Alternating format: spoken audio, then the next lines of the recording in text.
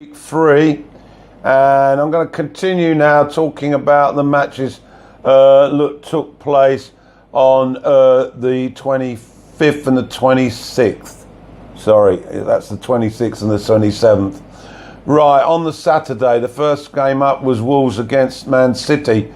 Wolves have been quite encouraging in their first two matches, and they continued to match City. The first half was good on the eye. Man City, of course, spraying those passes around. But Wolves were playing a high line and forcing City to be more urgent. And as a result, they made some errors. We got to the break, however, scoreless. But as I said, it had been a good game to watch. After the break, the game continued to be easy to watch. Wolves giving as good as they get.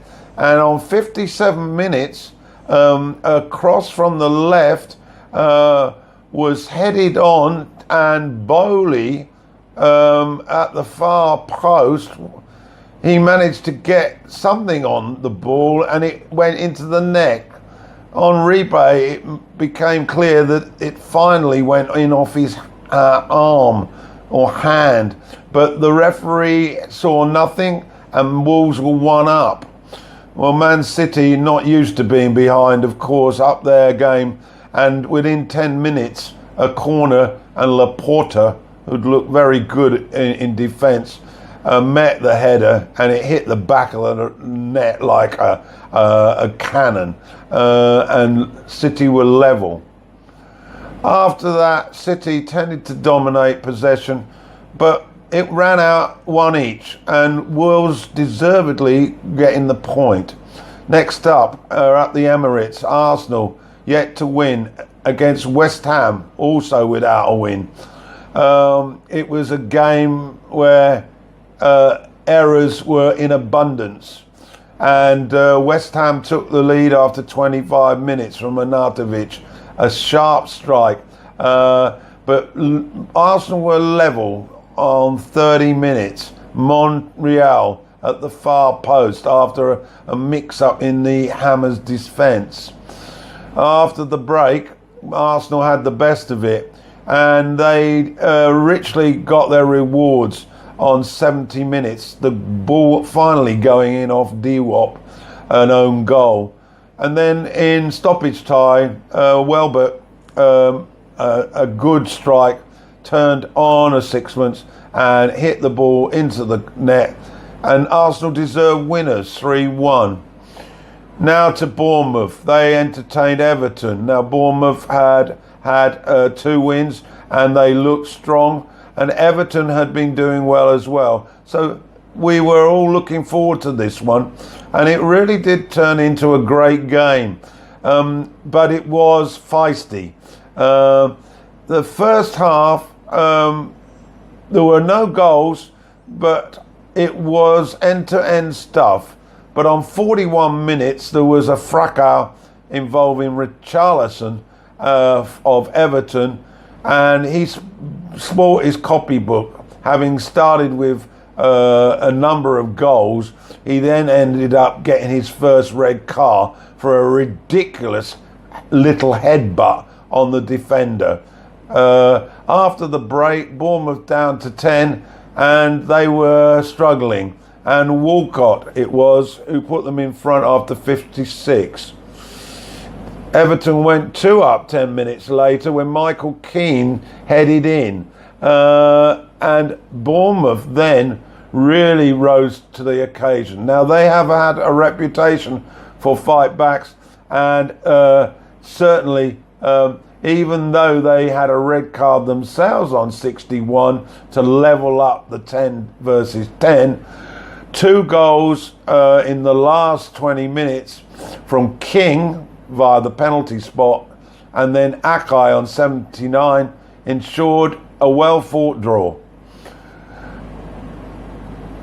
Keane went off with a nasty head clash, and we found out that he'd got a slight skull fracture, so he's going to be missing for a few weeks. John Smith Stadium, Huddersfield versus Cardiff. No one really thought this would take off as a fixture to glow over, and that's the way it turned out. The highlight of the whole match was a red card by Hogg for a stupid head movement on 63. No goals. Southampton at St Mary's entertained Leicester, and Bertrand put the Saints in front after 52 minutes. But Gray for Leicester equalised on 56. Southampton then managed to get a red card, and in injury time, the England defender, Maguire, managed to smack in a shot from the edge of the area, which missed all the legs and went in to the low corner. And so Leicester had rather fortuitously got the win 2-1. On to Sunday's games now, and we started at Vicarage Road. Watford 2 wins against Palace, who'd done very well against Liverpool, albeit on the reverse of a 1-0, but had won this other game. And I expected this to be a flowing game. Well, it disappointed a little bit, and the first half, well, really didn't have much to remember it by. But after the break, Watford seized their chance. Pereira, he opened the scoring on 53, and Holebas doubled the lead on 71. This seemed to spur Palace into action, and their number one player, Wilfried Zaha, came to light. He'd been almost anonymous up to then, but on 78 minutes he scored a goal and set up an interesting finish. Watford held on. At St James's Park, Newcastle entertained Chelsea.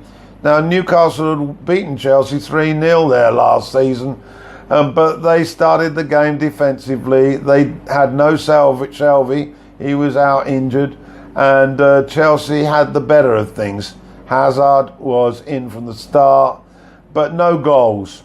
Second half, it looked like it might end up 0-0, although Chelsea certainly had the better of it. But then on 76, a foul in the area, Hazard converted the penalty, and Chelsea were up 1-0. However, Newcastle came to life and Joselu equalised on 83, but then they went behind again to an own goal on 87. Chelsea a little fortunate, but they won 2-1. Now the final game on Sunday was a cracker.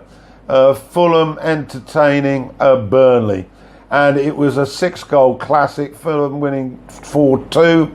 Seri opened on 4. Mitrovic, their centre forward, scored a brace on 36 and 38. Burnley replied by Hendrick on 10 and Tarkowski 41, so it was level at the break. It was 3-1 Fulham at the 3-2 Fulham at the break. The second half was a bit slower, but Schuler, who is one of their Fulham's new signings from the Bundesliga, he used to play for Chelsea. He scored a great goal on 83, which gave Fulham their first win. So that's your lot. 2 videos this week. The goal of the round, I'm going to give it to Schuler. I thought it was an excellent finish, and possibly Kane's header against United, although that's one I really don't want to remember.